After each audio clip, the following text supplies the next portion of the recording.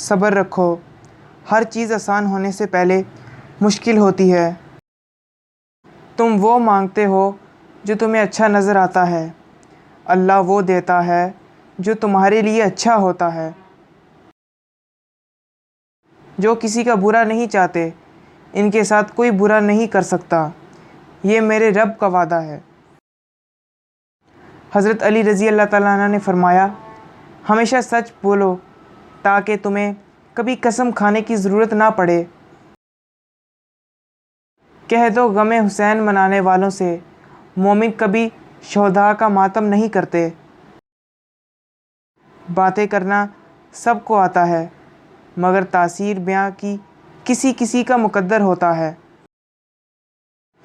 مجھے اس شخص پر تعجب ہوتا ہے جو روز دیکھتا ہے کہ اس کے سانس اور عمر کم ہو رہی ہے اور وہ موت کے لیے تیاری نہیں کرتا۔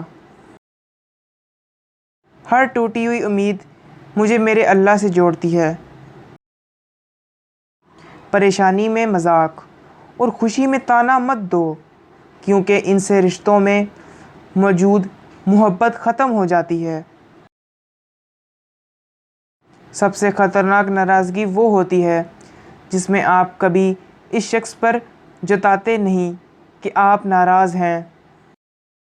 اللہ بہتر کرے گا، لیکن اگر اللہ نے بہتر نہ کیا تو امان رکھو، اللہ بہترین کرے گا۔